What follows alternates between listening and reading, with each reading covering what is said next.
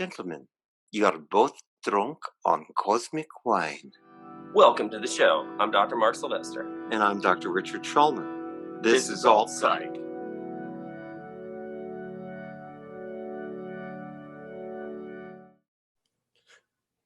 Welcome back to the show. Our special guest, the Honorable Dr. Kenneth Goodman. Welcome. Thank you again for being here. Thank you. It is an honor and a privilege to have both of you here because I consider both of you mentors and experts at thinking, especially complicated thinking, which is, it's a complicated time. It requires complicated thinking. And we've seen how society stresses and then regresses into this splitting black and white, all or nothing thinking. So we're here to provide some levity and a different viewpoint to talk about the bioethics of COVID. And who better than the Godfather himself, Dr. Kenneth Goodman.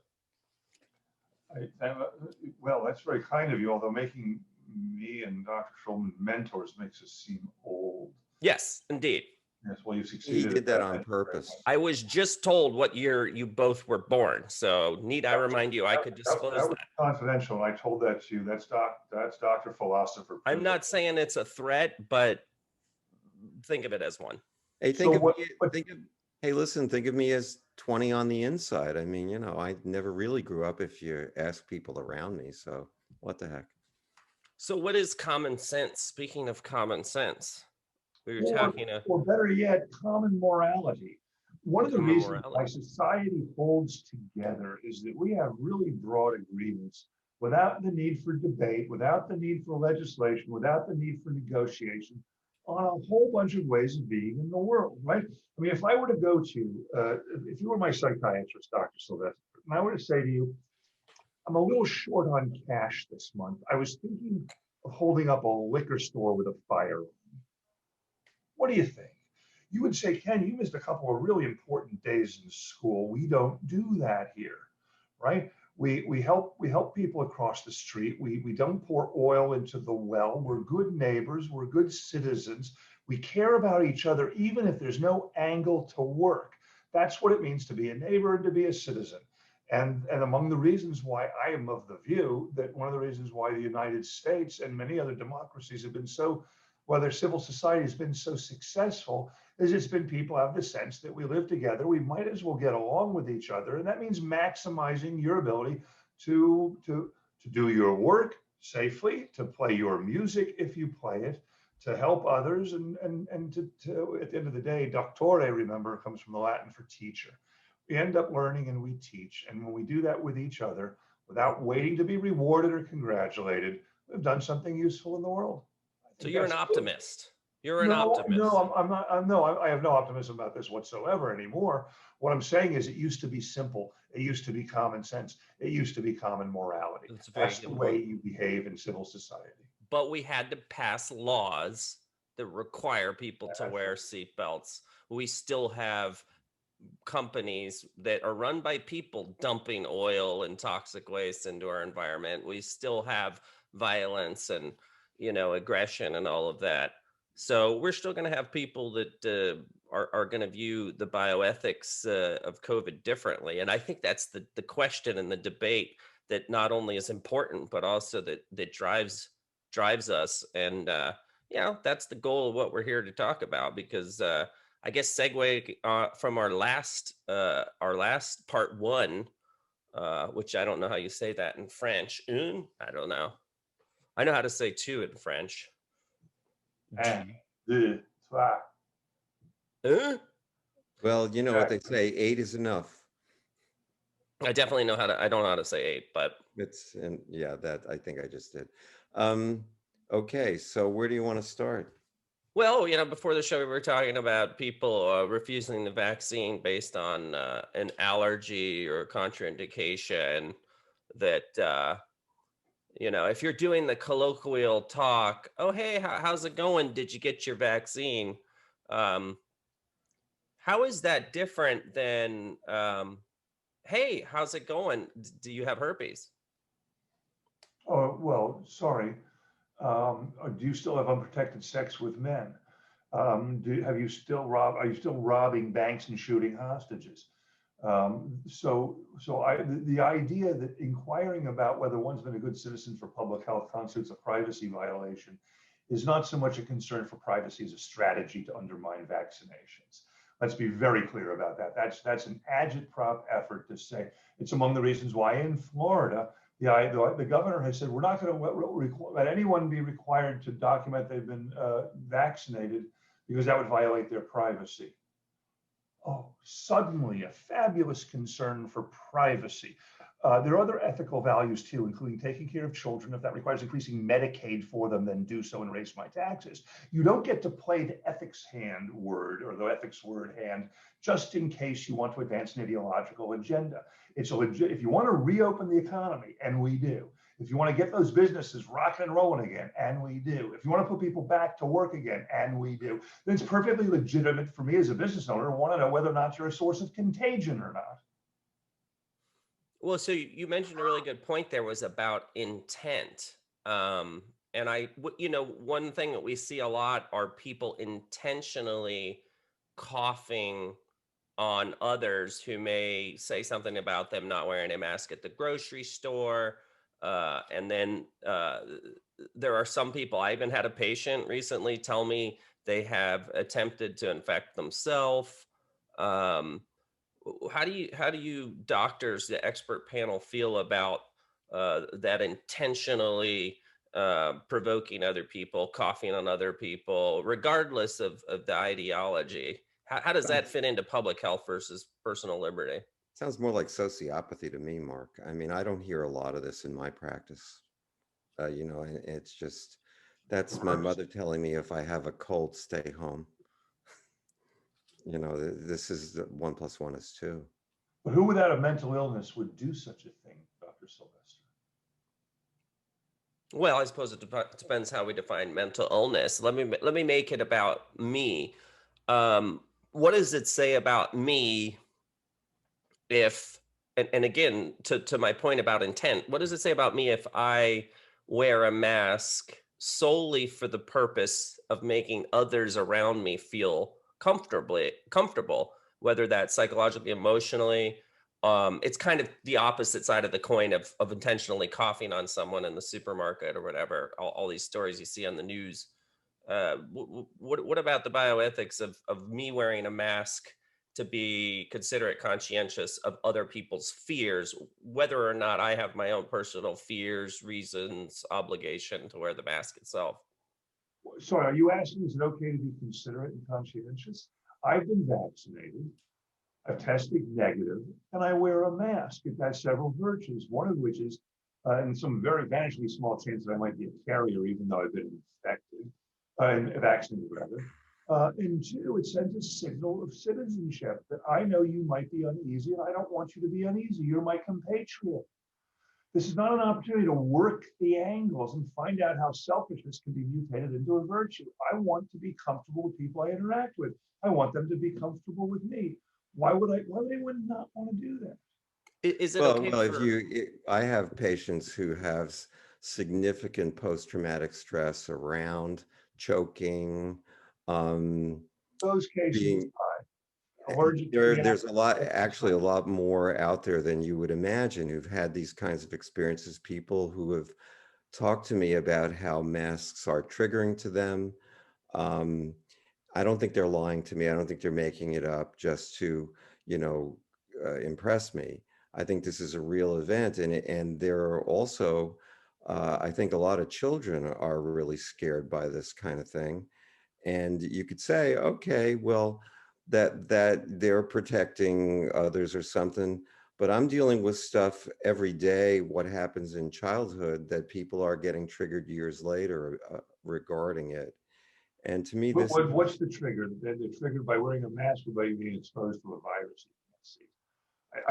I've been exposed to lots of viruses, and I'm still here. The bottom line is, I don't think this is as clean an issue as we're presenting, because I'm dealing with post-traumatic stress every day. I'm a trauma expert, and I have people coming in on a regular basis And admittedly, I get a skewed sample of the population because nobody comes to me because they're feeling great. But who else comes to doctors? Nobody comes to doctors because they're feeling great. So I'm seeing another part of this puzzle. In And which case, and you will help them. I assume your therapy is designed to support them and help them. But it is a sample in a behavioral health environment. Overwhelmingly, in the third most populous state in the United States, I think we have to default to what the overwhelming majority is coping with. And if I have enough, if wearing a mask or getting vaccinated or otherwise contributing to the Commonwealth somehow causes me anxiety, then perhaps we should find a way to make it so that I am not stigmatized and ostracized. But I think if you should, but I think that's a really pretty small minority. If it's not, then it's a different world than I'm imagining. I think it is a different world than you're imagining, because unless you deal with trauma on an everyday basis, you have no idea how invasive it is in our society.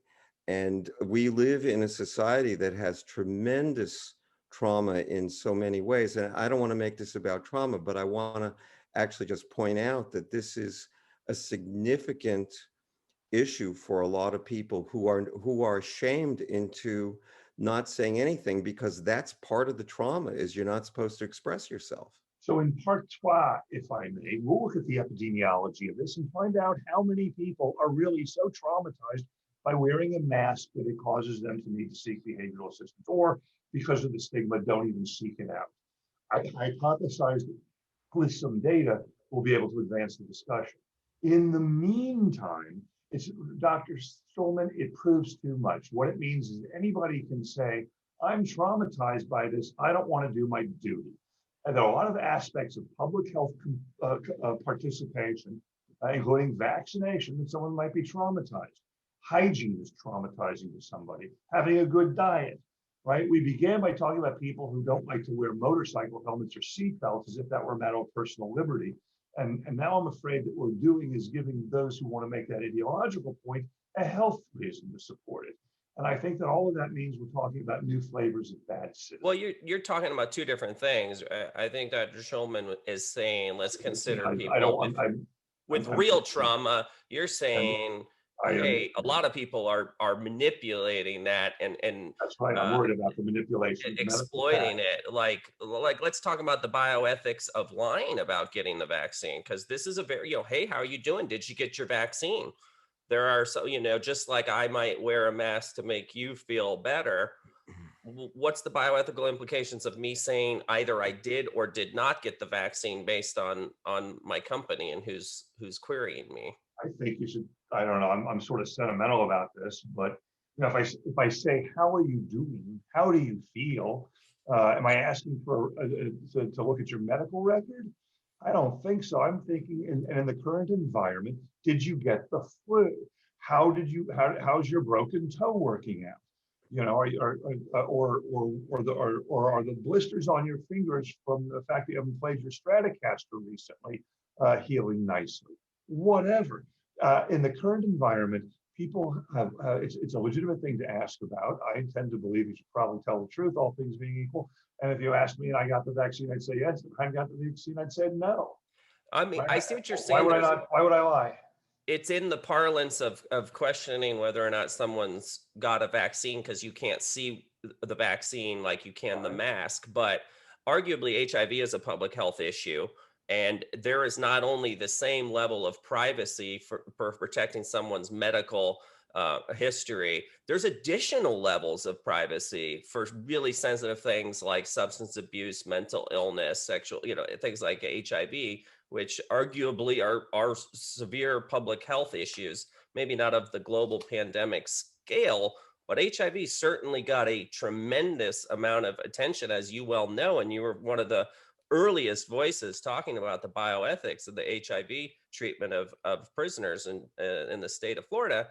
I don't ever remember a time people asking if out of concern or the parlance of what your HIV status was. So how is it different? Did you remember the debate we had then too about quarantines? We made it clear that the reason why you might want to quarantine someone with Ebola and not HIV is because to get Ebola, I just have to be near you. To get HIV, there has to be a little bit extra. And that little bit extra is the sort of thing that distinguishes diseases that are transmitted sexually from diseases that are transmitted by being in the same room with someone. What about the vulnerable populations? There's special treatment of vulnerable populations, such as, the elderly, people with dementia, more specifically pregnant women and now children, in which the vaccine, this untested vaccine, arguably, is being recommended, and discussion of possibly mandated. How is that any different than with the general population? Well, it is sort of the general population. There are a lot, and especially in Florida, there are a lot of elders, and we've got a lot of kids. When you say arguably untested, I would argue this. I think I can't remember if we talked about this last time, but after millions and millions of people have gotten a vaccine, these vaccines have been used, tested successfully on more people than any of the drugs you prescribed in the last year. And so I'm of the view that while the process for getting the kind of approval that we hope for any drug or device or vaccine, the fact of the matter is they're well tested and they're safe. And I tend to be someone who trusts people because when they know more stuff than I do, I don't distrust somebody because they're advancing an agenda that's not in line with my worldview, right? If I believe that business that pollutes is more important than anything else, and I say I don't believe the climate change scientists, well, then what I've done is something that's intellectually dishonest. I've not looked at the facts of the matter and the evidence and deferred where I'm incompetent to experts. I decided I'm going to make a scientific judgment beyond my capacity about something because it suits my worldview. That's the definition of irrationality. Well, but the thing of it is, you talked about you don't have to tell somebody they shouldn't hold up a liquor store, but every one of these corporations pushing the vaccines have been fined for fraud, and they got a lot more than you get out of a liquor store. They're The not models issue, of virtue, Richard. I hang agree on, with you. hang on a second. The bottom line is if you are suspicious of this, you are somehow seen as anti-science. Okay.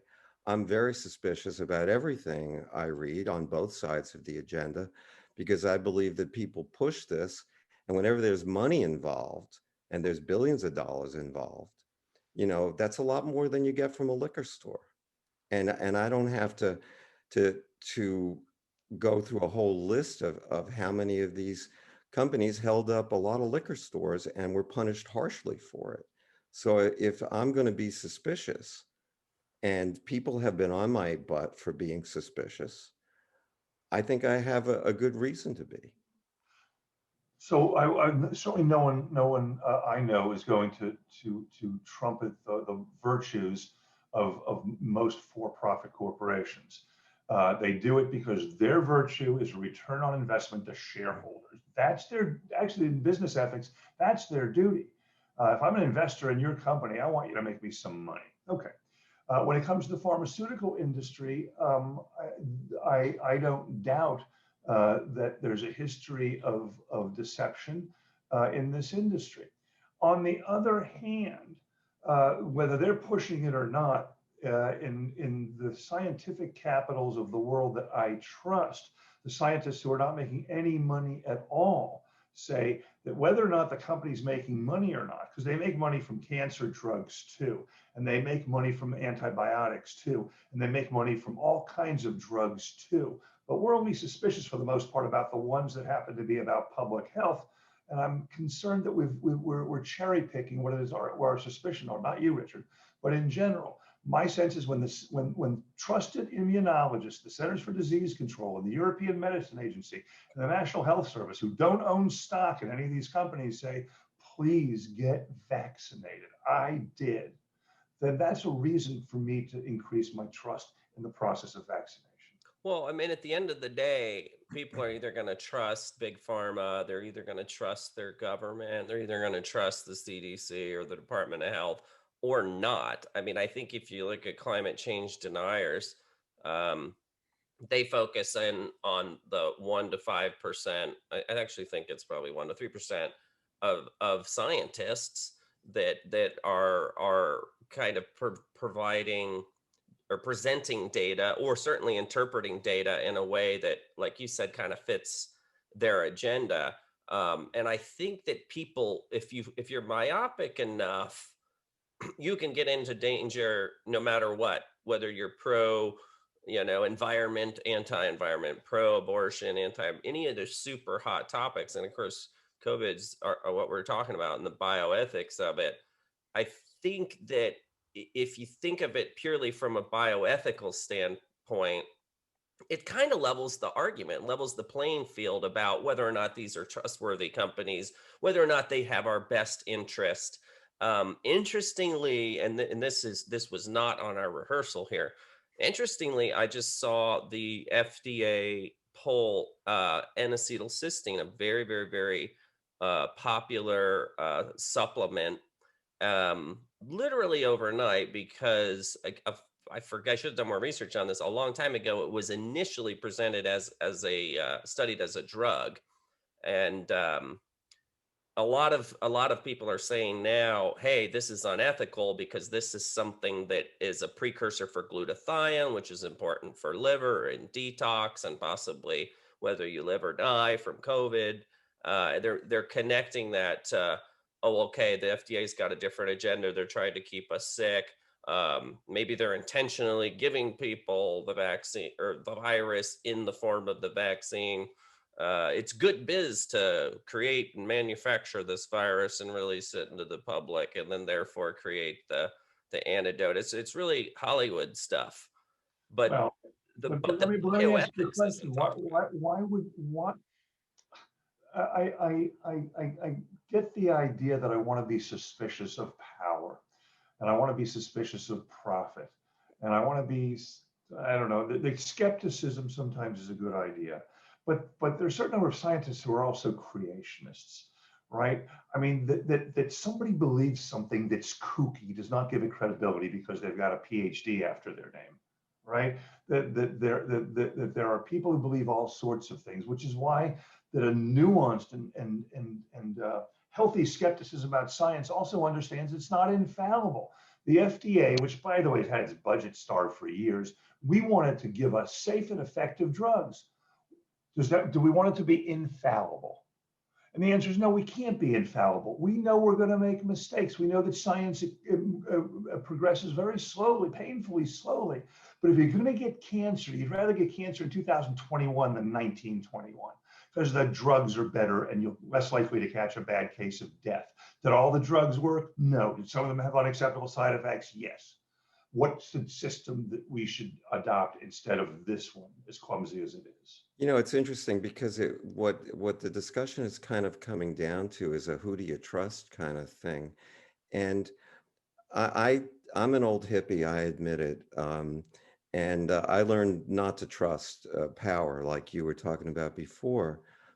And when I think about the revolving door between agencies like the FDA and companies like Monsanto, it does get my suspicion really, really high.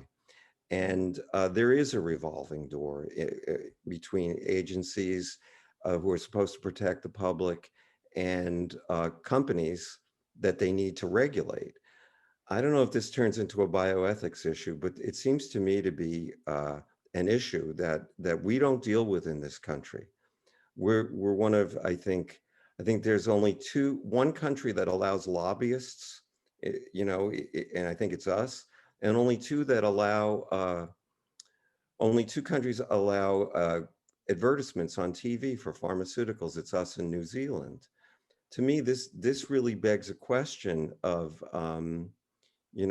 is this an ethics issue? I mean, I'm, Sure. and where does it land? Because when money is involved, people are going to go after it. Okay, I actually did learn this in school that people will be motivated by money. And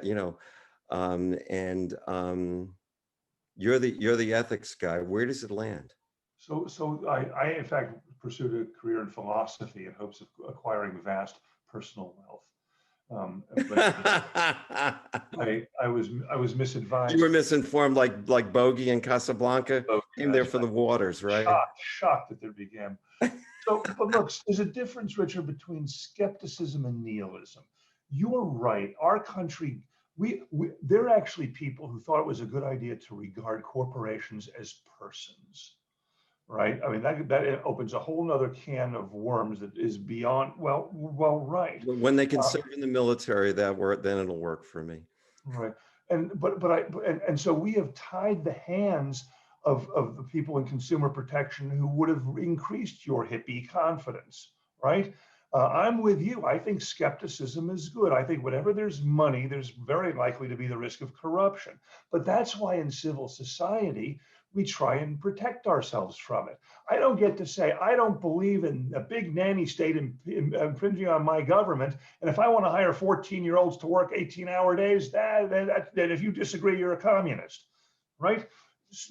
You get the point that somehow or other, we've gone down a very strange path in America where what was uncontroversial in terms of public health and public welfare and consumer protection has now itself become ideological. So to the point where in Miami-Dade County, where I am, when people saw Joe on the ballot, they thought it was Joe Stalin. There are people who actually voted in the last election because they thought that the Ruskies were coming over the North Pole to steal our Motorola's, and that communism was from Fidel and from Venezuela and North Korea, wherever. That's a knee slapper if it weren't for the fact that it shifted the election. Well, right? Speaking of knee slappers, if you all recall the movie Airplane, when the pilot and co-pilot both fell ill, what were the remaining people on board forced to do? They were forced to find the person most qualified to have the greatest chance of actually landing that plane and saving these people's lives, and that was Ted Stryker. And he only flew planes during the war, and it was an entirely different thing altogether.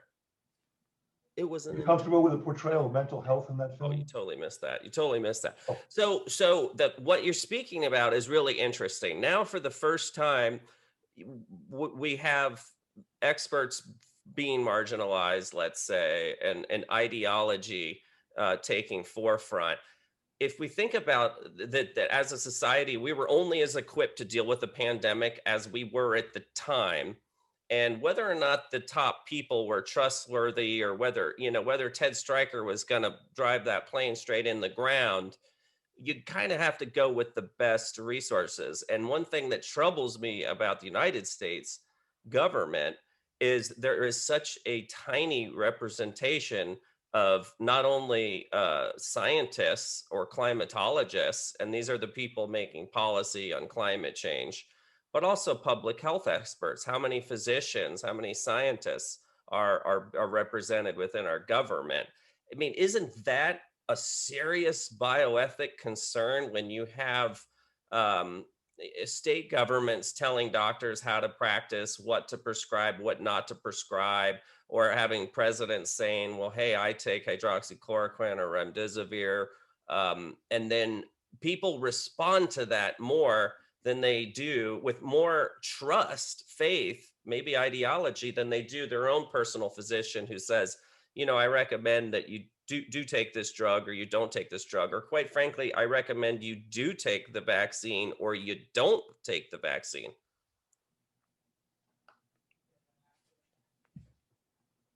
That's a lot of information, Mark. Yeah, so I think you said something very wise, and it goes to the heart of expertise and whom to trust. I mean, we're talking really big issues. The first job in ethics in COVID and anything else is, what are the facts? If it's in a hospital and someone says we're having a case involving this, I say, well, so tell me about what the facts are. And it used to be that if there's a condition involving a brain, I'd trust the neurologist. If there were, or a psychiatrist. If it involved the liver, I trust somebody who does hepatology. If it were heart, it would be a cardiologist. What we have had, what we've allowed or encouraged or fostered over the past several years is the idea of alternative facts, that all facts are created equal, that I get to make them up to advance an agenda. And I think that's actually been really quite erosive.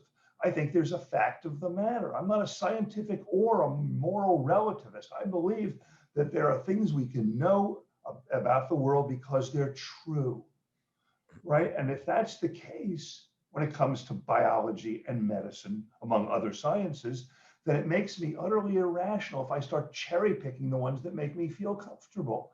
Sometimes when you're sick, you got to do stuff that's yucky. I'm sorry about that. And if someone says, we have patients who don't want chemotherapy, in which case we say, okay, you can refuse treatment if you want, but you're going to die. I understand the drug makes you feel really sick and you're free to refuse it, but you're not free to refuse. Well, you're free to refuse for any reason you want. But if your belief is it won't work because it was paid for by developed by a big drug company, then you're cutting your nose to spite your face. But you would be the first to defend that individual's choice to get chemotherapy or not. I mean, that's one of the cornerstones and one of the most powerful arguments in bioethics, of course, is palliative medicine. And it reminds me of the case we had when we sat together, thanks to you inviting me as the med student representative on the blue scorpion venom treatment for the Haitian for chemotherapy. And you were rallying that was, since it did not cause harm, that this was a belief of the people that it would help. We're totally fine with it. Just like ethically, you're totally fine, as am I, watching maybe a religious person die from the lack of a blood transfusion, or that person die because they didn't get chemotherapy. I mean, we're all dying from the moment we're conceived, are we not? What does it all mean, Basil? Remember, life is a genetically transmitted fatal illness, right? So, but look, the point that there are different. You've identified one of the core values in ethics, and it has to do with informed or valid consent and refusal. If I'm a competent adult who's adequately informed, which can be tricky, I can refuse any treatment I want.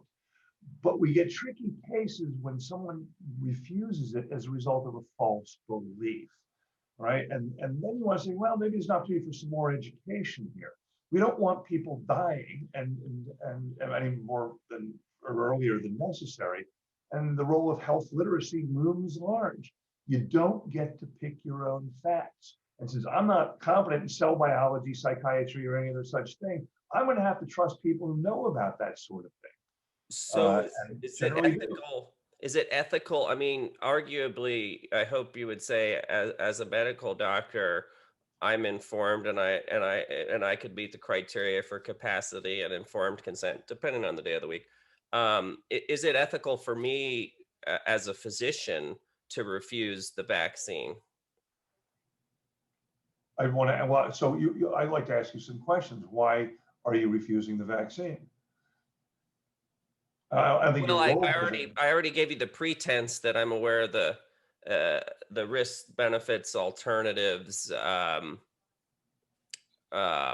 in my clinical judgment, or based on my personal, not as a physician, but just with that knowledge, if I were to decide, hey, I think the risks to me personally, in my personal medical history, or my age and sex demographics.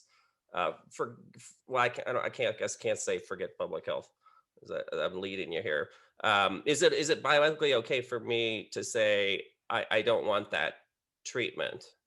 I'm of the view that whether you're a physician or not, in the current environment, absent any allergies or the risk of adverse events, I would argue we all have a duty to wear masks, socially distance, and get vaccinated. You asked earlier about have you had your vaccine yet? Well, I would argue that if you're seeing lots of strangers coming through your door, which you might in your practice, if I were your patient, I'd say I want to know if my physician has been vaccinated or not, because I don't want to catch the virus from her. Yeah, is my physician a fomite? Is my physician what are the fomites in my physician's office? Right? Are they cleaning those surfaces regularly? Right? Fomite for your listeners, observers, viewers, and others are contagions that you can get from surfaces, right? And it turns out that COVID is not transmitted very much from surfaces, apparently. But we didn't know that. And I can tell you that while you're a psychiatrist, I work with a bunch of people who work in critical care units, intensive care units in hospitals, and they were freaking out saying, please, we are overwhelmed. One of the reasons we want you to stay home, wear a mask, and get vaccinated is to help us. Because when our ICUs are overwhelmed and a whole bunch of people are unnecessarily dying, including those who needed critical care having nothing to do with COVID, doctors in ICU said to society, please have our backs. If we get a situation like they did in New York or in Northern Italy, we are doomed. Please don't add to our burden. And that's why I said to my colleagues, I've got your back, because I want that hospital to be working when I need to go there after an auto accident or after something else. I want my ICUs to be open and functioning and not overwhelmed by COVID, because a bunch of my selfish compatriots said I'm judged that I don't want to wear a mask. Yeah, but you know, I was in contact, I have contacts in all the major hospitals in this area. None of them were overwhelmed. In this area, in the greater Sarasota, Bradenton area, none of them even came close. I checked every couple of weeks because I'm a skeptic. You know, I wanted to know from people from boots on the ground what was actually going on. Yes, New York City, Miami, I think Seattle was overwhelmed. But they were overwhelmed after they weren't overwhelmed. I mean, who knew what was going to happen in Sarasota? My only point is we kept acting as if we were overwhelmed, and I'm just saying I checked again and again and again and again, and the idea was I had patients, one almost died because she couldn't get the surgery she needed even when the hospital was not overwhelmed. Okay, these are real things that happened to And people. it was real that they were afraid that they would become overwhelmed. It was a matter of prophylaxis. Let's not wait till let's wait till we're overwhelmed in order to help our doctors and ICUs, or getting right to the edge. We saw it happening in hospitals elsewhere. It seemed prudent to people to regard all hospitals as vulnerable in that way. We didn't know which way it was going. Of course not. However, hospitals are businesses too, and they project their ICUs based on being a certain amount of fullness so that they can do their revenues. We had doctors and nurses being furloughed during that time in this area. I spoke to several of them. All I'm saying is it sounds like it's a clear-cut issue, and it doesn't feel clear-cut when I'm getting one message, and yet the people that I'm talking to are giving, the actual boots on the ground are giving me a different message. I spoke to doctors in Miami at the beginning. They were overwhelmed. That's accurate. Okay. The people that I spoke to here were never overwhelmed. Right. And the ones in Miami wish that we'd help them better before they were overwhelmed. I hear you, Richard. You both make excellent points. I was trying to illustrate, because I love metaphor, I like I love hypotheticals, and I love ethics. Is it still bioethically sound of me, and to am I still contributing to the civic duty and responsibility that I have to have to public health if I were to, based on my medical record, and let's say the recommendation of my personal physician, so it's not about my choice, but I agree with my personal physician that at this time I'm not going to do the vaccine. However, I still I only see patients virtually, and so that I'm not a potential fomite myself or contagion. I still do the other measures. I socially distance, and I stay at home, and I follow all the other recommendations, and I wear a mask. Is that still bioethically sound? Well, so one of the things, and I think you probably remember this, that my job at the institutions that have trusted me to advise them on these issues is not to pass judgment. It's to guide. Right? Is your approach ethically optimized? Could it be universalized? The answer is no. If everyone took your stance, we'd be doomed. Right? When you're talking to your contacts in the hospitals, ask them how many of their COVID patients have been vaccinated. And the answer is going to be none of them. Right now, with I suppose a few exceptions, everyone who's in a hospital with COVID has decided to take that course. Now, are those dice that you should personally roll? Well, that's going to be your judgment. Whether or not we're past the tipping point in COVID where it can be like any other vaccine, I think there are requirements to get vaccines because I don't think we've done a good enough job identifying our responsibilities to our compatriots. I got my kid vaccinated with MMR and everything else, not just because it was a duty to collective health, but it was my duty to her, because the evidence is overwhelming that when you're vaccinated, your risk of contagion and sickness and hospitalization and death and disability are reduced. So that's a brute fact. Now, whether there's an individual outlier under that, that's how you pry that open, and it looks like then you've got counterexamples to what was otherwise uncontroversial ethics advice. Well, all these are really important issues because when I personally realized in Seattle that knowing coronaviruses, obviously there are a lot of coronaviruses, COVID-19 is just one. When I first realized this was a virus that was here to stay, I knew immediately as a physician that we were in this very acutely for a 3-year haul in which we're deep in the middle of, and more importantly that it's going to be with us forever. Vaccines don't extinguish disease. Very, very, very rare few exceptions, and they're outstanding exceptions. However, we've got flu vaccines, and we will still have the flu probably 100, possibly 1,000 years from now. So these are really important issues to think about and talk about, because COVID's not going away. It's going to be with us just like the flu. It's going to come back in waves, and maybe the hospital systems aren't going to be overwhelmed. But does the acuity of the pandemic or endemic or even an outbreak affect the ethical arguments or your civic duty? Oh, I think it does, sure. But look, I mean, let's turn tables here. Let me ask you a question, Dr. Sylvester. What's your view about institutions requiring doctors, nurses, social workers, and others to get the flu vaccine? I'm a trained psychiatrist. I am legally allowed to answer a question with a question. And might I remind you, I play a caricature here. I understand. I feel nothing. So to tee up the old one, why do you always answer a question with a question? Do I? Why do you ask? Why not? Yes, thank you. Yeah, I thought it was, do I? It's a laugh a minute here on the show. Well, we try to keep the levity going. But you see the point. It's hard to get this right. We're making life and death decisions in the face of some empirical uncertainty. The right answer is going to be discovered after we gather more data. But in the meantime, if no one did anything, that inaction would probably be blameworthy. If no one said, well, a lot of people are dying of this new virus, let's see how it goes for a few years, you'd say, well, that was irresponsible. So we tried to learn how it was spread, what its consequences were, whether there were any effective treatments for it. And then, as we try and do for many diseases that one can get from someone else, find whether we could do a vaccine. And it turns out that we've learned a lot about the virus.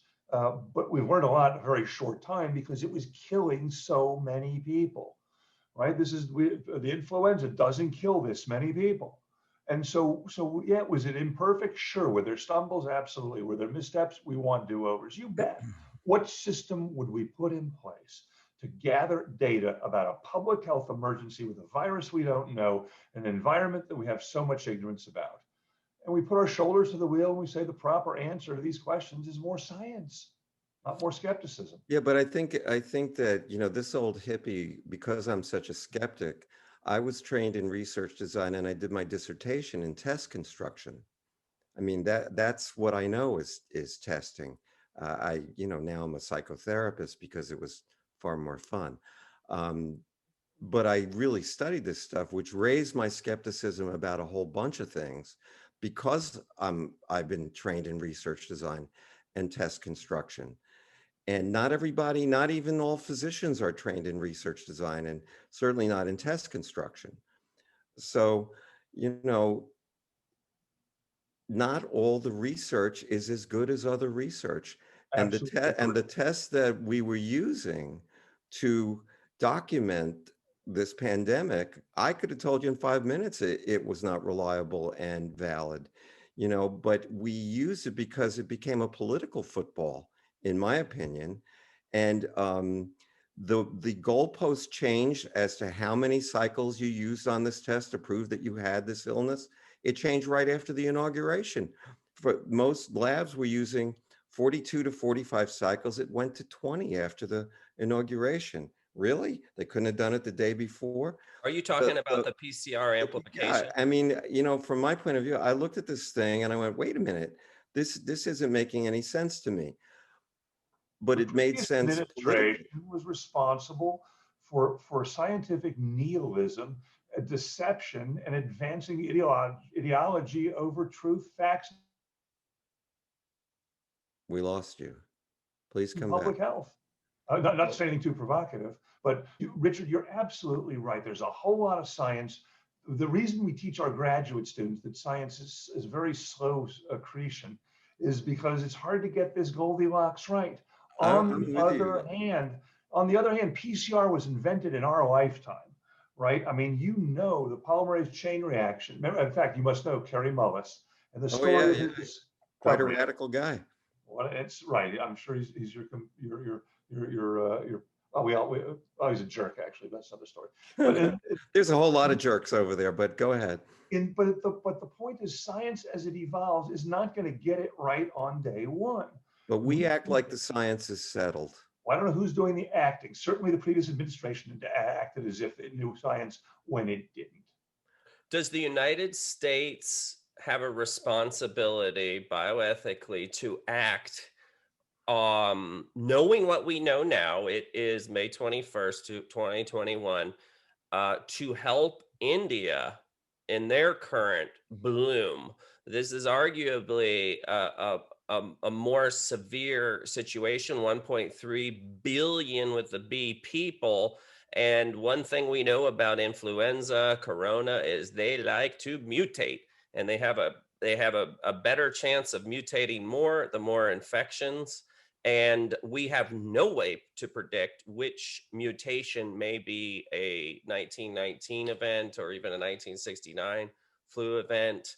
Doesn't the United States have a bioethical responsibility to protect its citizens by helping India not mutate the virus and toss the hot potato back on us in a worse form, more evil form? Well, you've made a very good point in terms of enlightened self-interest. The reason why we want to help people in other countries, even if we hate them, is that if we don't help them, then the virus ends up mutating there and coming here. So we support ourselves by supporting others. That humans, I mean, the day one of any ethics courses, are all human lives equally valuable? And the answer is, of course they are. I mean, your life is not worth more than mine. Mine's not worth more than hers. It doesn't matter where we are, right? Obviously, if you're a politician, you got to worry about some lives than others. But the strategic and moral interests of the United States of America, and perhaps in reverse order, the moral and strategic interests of the United States of America are overwhelmingly best served by helping other people. The Indians are not skeptics. The Indians are watching each other drop dead in extraordinary numbers.